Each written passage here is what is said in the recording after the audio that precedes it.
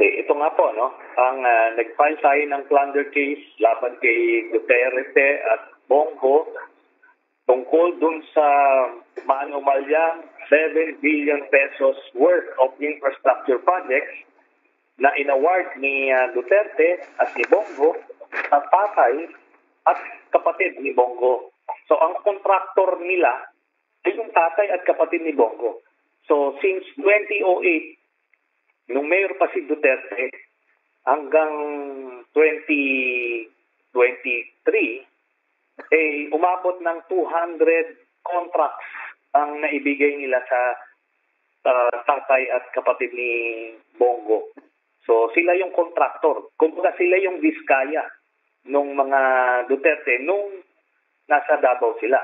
Ngayon, itong mga ito ay clear violations ng plunder law at iba pang batas, yung Anti-Graft and Corrupt Practices Act, yung Code of Conduct and Ethical Standards.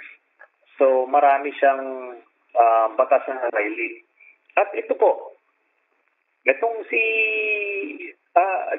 LTG, for example, may ano rin ito, meron ting joint venture projects ito with the Diskaya corporations na umaabot ng mga 900 million pesos. So, yan po ang ilan sa mga detalye nun. Pero sir, specific... Senator, sabi ni Senator Bongo, rehash daw yan. Saka bakit daw hindi mo na lang filean yung mga campaign contributors mo yata. And I'm not sure kung he's referring to your campaign contributors. Yan ang sabi niya, ni-rehash daw yan. Kung meron siyang sinasabing ginawa kong krimen, hindi filean din niya ako ng kaso. Ako, ito po, no? Bakit siya yung pinailan ko ng kaso? Kasi itong mga dokumentong nakalat ko po, galing po ito ng COA at DPWH, SEC, mga official documents to na nakuha ko nung ako po ay senador pa lang. Kaya pinulate ko na ito at sinabi ko publicly, sabi ko, kakasuhan ko itong mga to pag natanggal na sila sa, wala na sila sa puder. Kasi alam ko poproteksyonan sila. However, si Martires, yung kanilang ombudsman, this year lang natapos. Kaya ngayon ko lang ipinail sa ombudsman. Yun po ang dahilan kung bakit ko to final ngayon. Pero titignan nyo, ito yung lapat na lapat dito sa mga issue ngayon.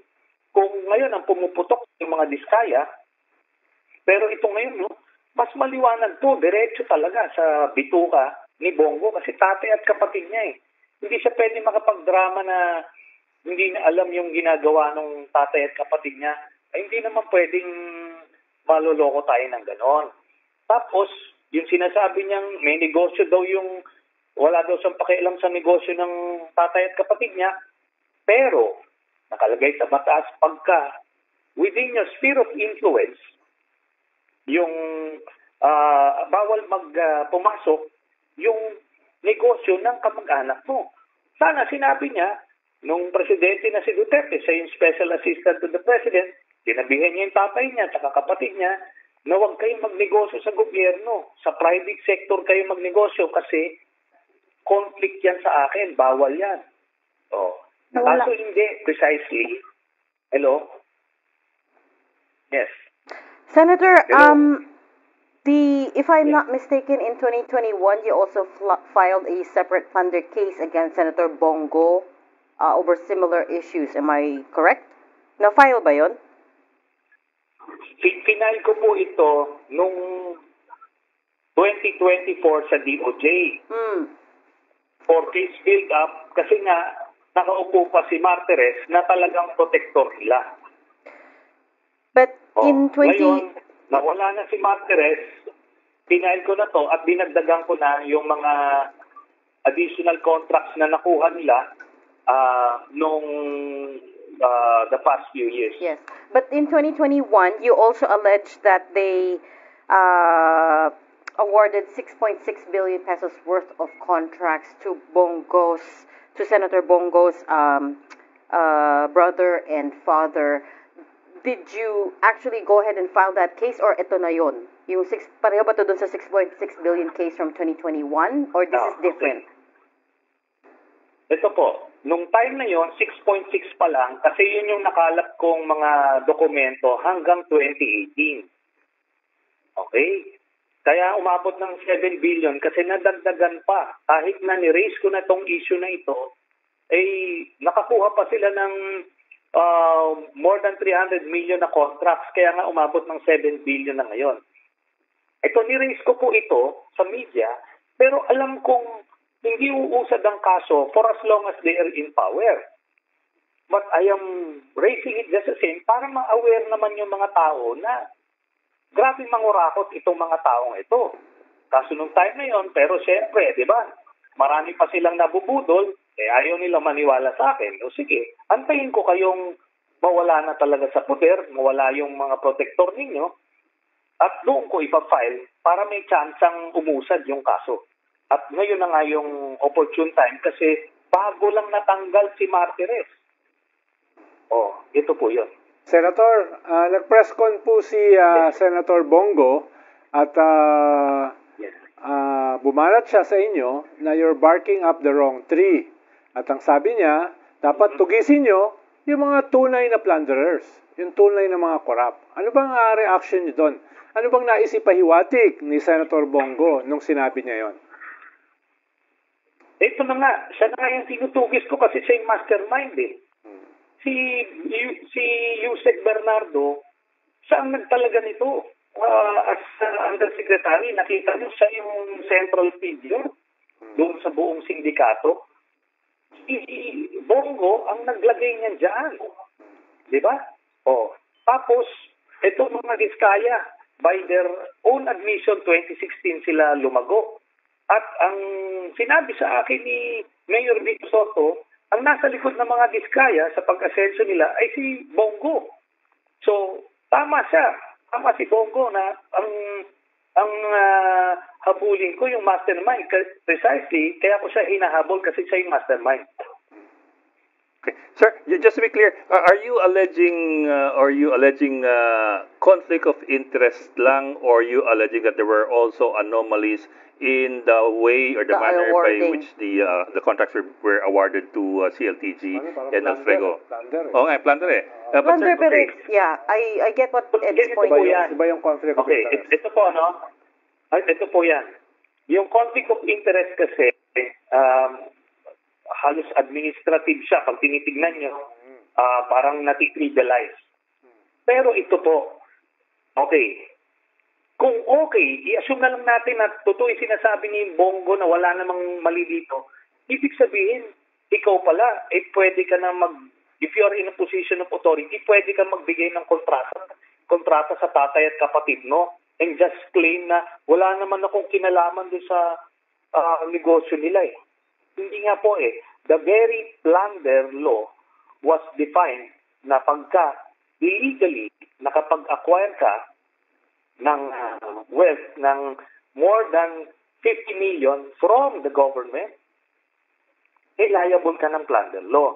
So, illegal. Bakit? Precisely because of the conflict of interest. Nakalagay doon, up to 4th degree of consanguinity and affinity, hindi dapat mag-engage yung kamag-anak mo sa lugar mo o sa area mo na you have a sphere of influence. Kunyari, mayor ka ng Davao, siya ang executive assistant ni Duterte. Dapat yung kaanak mo, tatay mo, kapatid mo na kontraktor, doon mo sila pinagnegosyo sa Visayas o sa Luzon.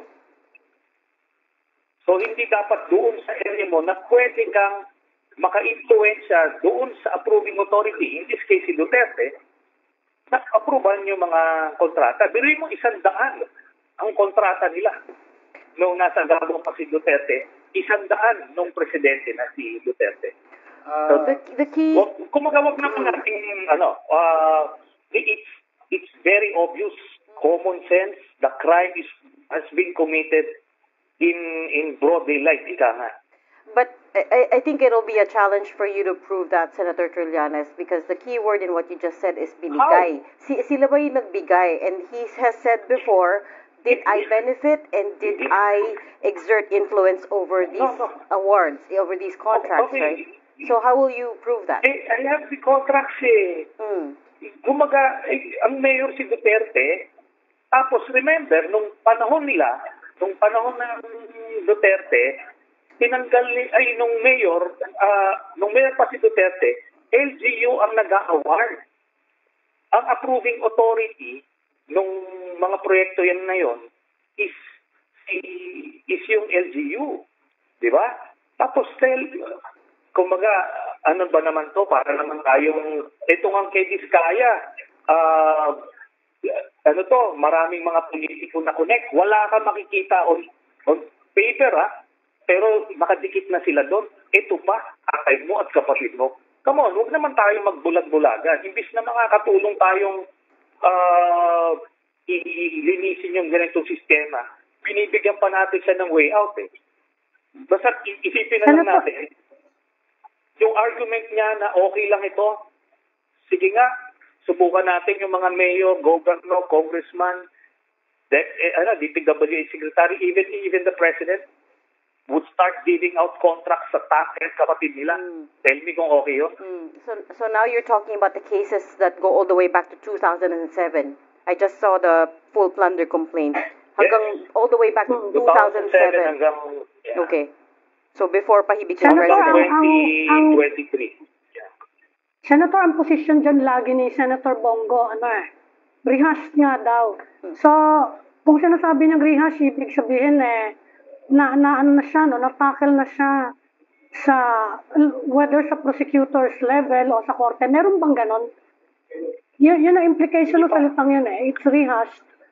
Pwedeng i-rehash lang ng media, pero hindi pwedeng sabing rehash yun Kung inulit lang yung report. Okay. May natatandaan ba kayo na pinahil na kaso at dinismiss? Okay, ganito po. Una ko itong nilabas na issue sa media, nung nakuha ko yung mga dokumento, mga 2021. Nilabas ko, pero sinabi ko, hindi ko to ipafile kasi ang ombudsman kakampi nila. Hindi ko sa dito. So, nirehas sa publiko yung issue. Pero, pinahin ko to last year sa DOJ. Anong ginawa nung prosecutor general na tao nila? Pinasa dun sa kay Martires. Tapos ang ginawa ni Martires, without even investigating, sinabi niya kulang daw, kaya, sinet aside niya. Pero without prejudice, sa refiling. Ito na ngayon. Nire-refile ko ngayon. With the additional 300 million, pero hindi to dumaan sa proseso na yan. At yun ito na lang. Itong assertion ni Bongo na rehas ito, hindi yan ang isulat niya sa counter affidavit niya na rehas ito. Tingnan natin kung mag-i-stand yan. He cannot even defend kung bakit atay at kapatid niya ay nakakuha ng government contracts worth 7 billion doon sa area kung nasaan meron siyang influensya. Yun po. Ano daw yung kakulangan kung bakit in-archive ng ni Samuel Martires? Ano daw yung kulang? Bakit tinabi? Yun na nga Bakit napaka-obvious nun? Kasi tao nila si Martires. Ganun lang yun. O yun din ang reason kung bakit ayaw ni Martires ibigay yung mga salary nila. Bakit? Anong kulang? Wala. Kasi nga protectors. Ganun lang po yun. Ngayon, we have a new ombudsman. Kaya nga sinasabi ko sa inyo, on its face na lang, napaka-obvious yung crime dito. This cannot be legal. Bakit natin binibigyan siya ng way out? Bakit natin binibigyan siya ng benefit of the doubt? Diba? Hindi ito pwede gawin. Basahin niyo yung plunder law. This is the very definition.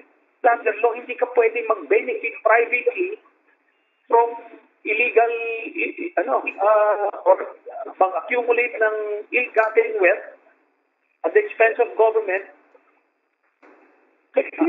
Senator? Hindi pwede nag-beneficio yung pamilya niya Senator, on a different note, Senator, Dati kasi ay meron ka pang ibang mga binabanatan.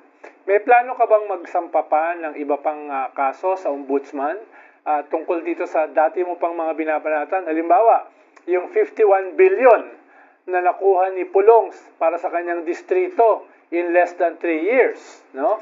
Halimbawa, itong dati mo pang sinasabi na bank account ni Sara Duterte, no, na pwede mo namang pabuksan sa ombudsman theoretically. Nasabi mo may mga pera in the hundreds of millions na pumasok galing sa mga drug lords, pogo lords, and other lords, etc., etc. May bala ka ba, Senator, na mag-file din in relation dito sa mga dati mo nang sinasabi at dati mo nang binabanatan sa ombudsman? Opo, meron. Yun pong frigate scam na ipinail ko sa DOJ for case build-up dahil nga si Martires pa yung nakaupo, i-refile ko yan sa ombudsman na para umusad na finally. O, kompleto rin yung ebidensya ko dyan. Kompleto yung mga dokumento dyan. Tapos, itong, sa pagkakaalam ko, itong confidential funds ni Sara Duterte, ang magpa-file niyan, yung mga civil society organizations, at doon sa kaso na yon, pag na-violence si Sara Duterte, pwede na nilang gamitin yon as a predicate crime para ma-request sa AMLAC ng ombudsman yung mga records, yung mga sinasabi ko noon pa, at baka may ma-discovery pa silang billion pa na pera doon. Okay? So, yan po. Ako ganito naman ho. Remember, wala na po ako, may private citizen. I have limited access sa mga official records. Pero kung magkakaroon lang ako ng records dito kay Pulong, kung wala silang mag-i-inspect doon sa Davao, gagawin ko yun at ako ang kapapay mismo. Diba? Kung wala na silang mahanap na gagawa ng mga yan, gagawin ko yan. Sir, I will go back to yung plunder case na final po ninyo.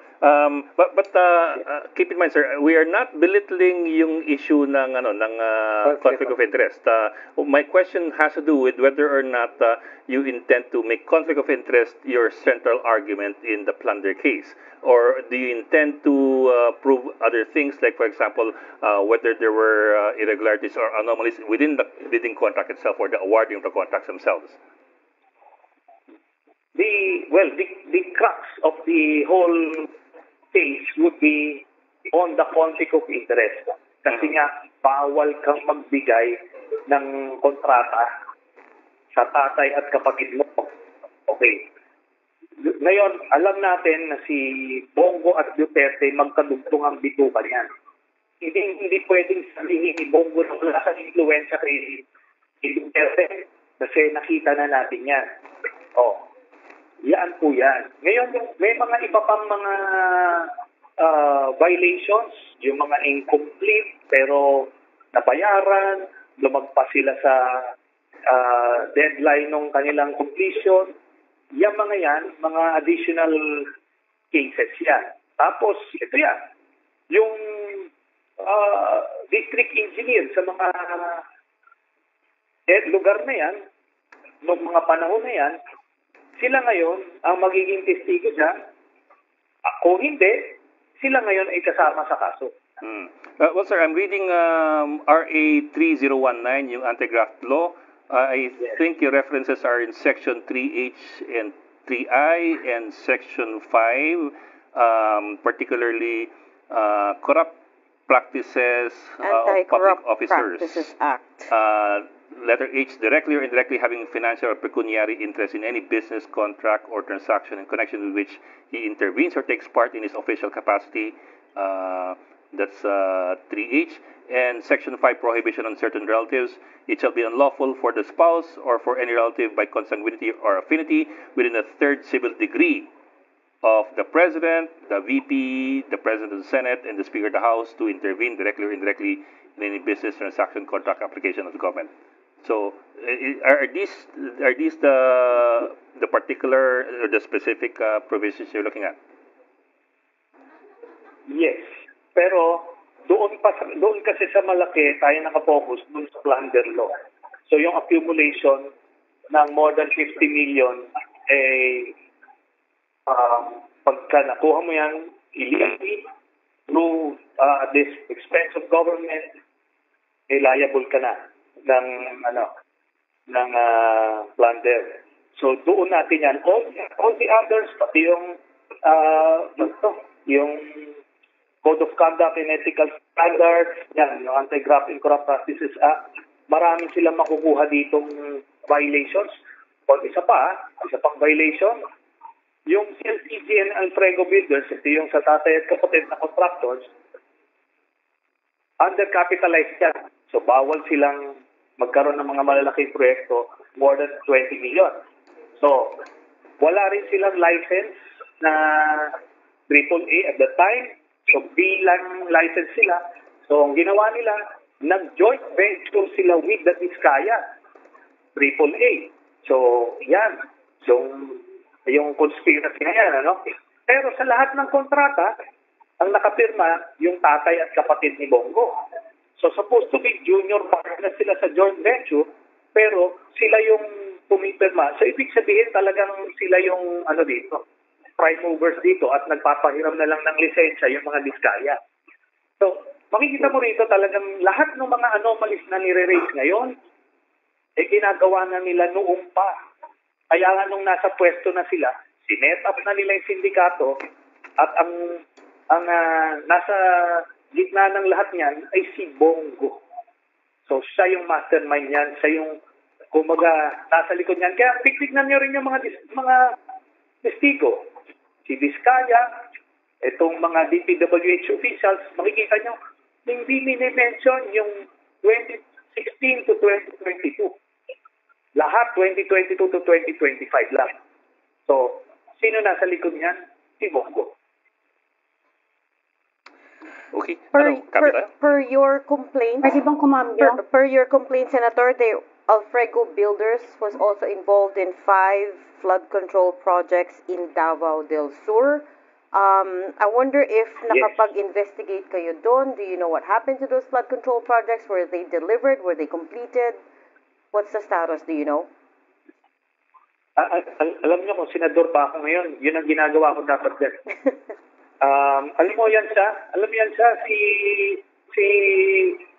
sila Bongo, dapat kayong gumagawa niyan. Because when I was in the Senate, ganun ang ginawa ko. Lahat ng inalledge ko, sinasuhan ko. Ako nagkalap ng ebidensya at sinailan ko sila, whether dito man o sa ICC o kung saan. Hindi pwedeng privilege speech lang yan. Diba? If you have something against anyone, you have your staff, you have your resources, do the investigative work. Yun. Ano po, cambio? Sir, Pwede bang change topic? change topic, sige. Tatanong ko lang yung kasi naging controversial recently yung na baka daw tanggalan ng ng pension yung mga retired military officers and dating mga PMAL na nagki-criticize dito sa mga sumasama sa anti-corruption advocacies. Ano po yung masasabi niyo? Baka meron kayong kwento sa amin related to that. Ano po yan, unang-una, lahat po ng retirees, covered pa rin sila ng Articles of War. May specific provision doon na pwede silang i-recall, pwede silang tanggalan ng pension for violations of Articles of War. Kaya, prerogative po yan ng Defense Department kung ipopursue nila yung ganyan, but it should be an enough warning dun sa mga retirees dyan na sila, bordering on sedition. Wala namang hindi naman pinagbabawalan mag-express sila ng kanilang opinion, pero pag nananawagan na ng pagpatalsik ng gobyerno, may konsekwensya. Kagaya nung sa akin, when I did that, tulong ka. So, kailangan prepared din yung mga retirees. Once they have crossed the line, prepared kayong matanggalan ng pension o kaya makulong. Gano'n po yun. Di ba, Senator, ay very specific yung sinabi ni Armed Forces Chief of Staff Bronner na kinausap siya ng mga retired generals na inuudyok siya maglunsad ng coup laban sa kanyang gobyerno at presidente. Hindi ba dapat ay mabilisan, ay kasuhan yung mga yon at hindi lang tanggalan ng pensyon? Di ba yung pagtanggal ng pensyon is just a light punishment doon sa kanilang gustong mangyari? Opo, ano yan? Judgment call yan ni General Browner kasi babalansihin niya yan. No? Pwede kasing, ano pa lang ito, pahapyaw, parang warning sa inyo yan. Warning siya. I may look the other way doon sa mga nakaraan. Pero anything beyond this, or from this point on, kumaga, ano na kayo, on notice na kayo. Maaring ganun ang ginagawa niya. At kasi, ano naman yung mga, siyempre may konting camaraderie naman yan. Parang, sige, out of respect sa'yo, palalagpasin ko yung ginawa mo. Pero henceforth, so from here on, ano ka na, on notice ka na. Pag pinursu mo pa yan, either kulong ka o tanggal ka ng pension. Palagay ko nakuha nung mga retirees yung mensahe na yun and mag-iingat na yung iba dyan. Pero in behalf of the General Browner, pwede ba niyang gawin yan? Makiusap siya dun sa mga tao, whether retired o hindi, na mga officers ng ating AFP, na alam naman niya kung anong agenda, without informing yung kanyang mga bosses, katulad ni Secretary Chodoro, the President, no? So, pwede bang gawin yon ng isang Chief of Staff ng Armed Forces? Pwede kasi yon, pero kasi pwede niyang gawin yon. Pero how would it look kung merong counterintelligence agents ang mag-report kay Presidente na nakikipag-meet sa dito sa mga ito na hindi nire-report sa kanya? It would be a bad look. Kaya siguro, kailangan niyang sabihan din yung for transparency in case makarating sa kanya yung mga ganyang informasyon. Sir, cambio naman ako ibang topic. SALN naman. Kasi kagabi si VP Sara, sabi niya itong bagong memo ng Ombudsman Remulla na nagpapalog dun sa pag-release ng mga SALN, parang drama lamang. Kasi sabi nga ni VP Sara, matagal na namang madaling makuha ang mga SALN namin. In fact daw, and this is, I'm paraphrasing her lang, in fact nga daw, parati nakukuha ng PCIJ ang kanyang SALN at pinapublish, at pati raw ikaw, nakukuha mo yung SALN niya. Ganun-ganun lang. Kailangan mo lang daw humingi o mag-formal request sa Ombudsman. Let me ask you po, were you able to get the silence of the VP or President Duterte and until what year? And how easy was it to access the silence, if at all? Hindi po tayo nakakuha ng SALN simula nung naupo si Martires at nag-issue sila nung bawal na. Yun po yun. Kaya alam nyo, ang gagaling magsinungaling nitong mga ito. Kaya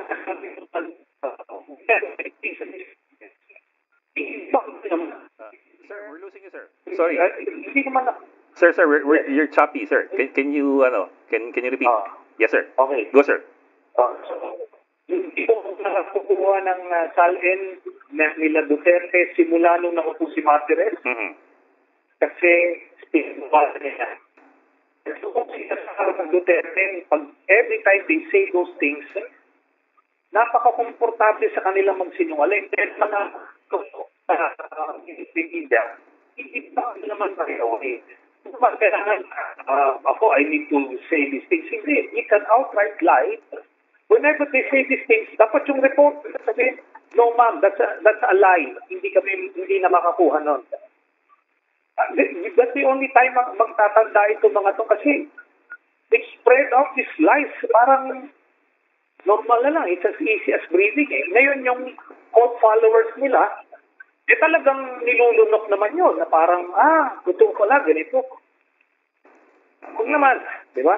Well, actually, sir, when that came out last night, I checked with the PCIJ kasi she kept repeating the PCIJ. And PCIJ officers told me the last time they were able to get SALNs of President Duterte and then Mayor Sara were in 2017 pa. That was 8 years ago. And after that, wala Yun na nga po. And that's the time na nakaupo si Martires. Teres. Yun lang po yun. It's not a coincidence. It was by design. Pinoteksyonan sila. Oh. Yan po. Senator, balikan ko lang yung yung pension. Tinanggalan ba kayo ng pension nung nag-mutiny kayo? Hindi lang po yan. Kinulong po ako. Di ba? Oo nga. Hindi, pero yung for a pulo. while, Hindi, afterward na di ba? Na-overturn naman. Pero after that, Hindi siya hindi po ako pensionado kasi hindi siya pensionado. Hindi ko na 16 years in the service lang ako, so hindi ako umabot po doon. Pero I was able to get my separation pay nung nagkaroon po ng amnesty. So, gano'n na po. So just to close out the conversation on SALENS, now that mukhang Ombudsman Remulla has opened the door partially, I wouldn't go so far as to say fully open, pero partially, are you planning to request the SALENS of Senator Go, VP Sara Duterte, former President Duterte? Okay, ang tinitingnan lang natin dito kasi kung yung ombudsman may copy na sila nung SALN, ng mga senador, kukuhanin na namin. Pero ang pagkakaalam ko kasi yung agency, yung branch of government, siya yung naging custodian eh. So, pero we're already doing the paperwork for the others para makuha. Yes, sir. May kanya-kanya mga tokayan eh. National officials, President, Vice President, sa Ombudsman. Oo nga pala. But at least with the OVP, you should be able to request it now kasi from the Ombudsman. Directly from the Ombudsman. And actually from their office din eh. Kasi nothing naman stops the ito po sige, ipapaano ko na, at the risk of being preempted, nag-request na ako ng lahat ng mga dokumento na pwedeng makuha dun sa mga Quadcom hearings, ito sa itong mga SALN, pati doon sa DPWH and the others, inokulate na namin. Yan na yun. So, I'm doing my thing. In order to file another case or in support of the cases that you already filed? Pag may nakalap tayo na bago, hindi pa file natin. Bago.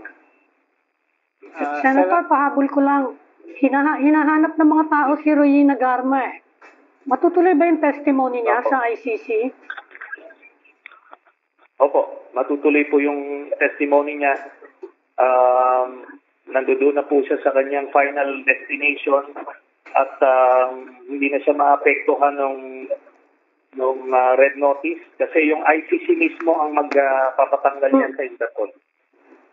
Senator, in relation dyan sa ICC, nabanggit nyo more than a month ago na ang i-issuehan posible ng international warrant ng ICC ay si Senators Bongo at saka si Senators Bato. Senator Bato, ganun pa rin ba yung inyong pagbasa?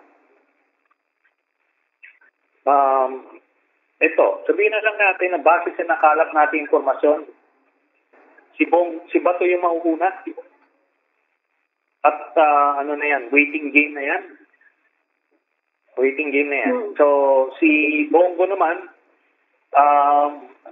baka next year. Baka early next year. So, you mean si Bato baka this year? This year. Basta't waiting game. Sabihin na natin. Hindi niya sasabihin kailan dahil baka kusang pumunta.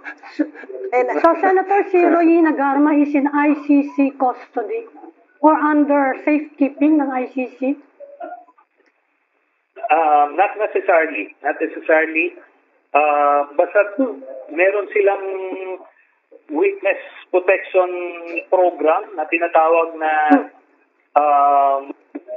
hindi naman necessarily sila magpo-provide ng safe house or what. Basta tine-check nila yung situation mo. So, they will have a constant communication with you para makita nila. Kung kailangan ka, i-relocate ka. Pero kung you're fine where you are now, hayaan ka nila. Pwedeng sabihin under ICC protection. Pwede bang sabihin yon?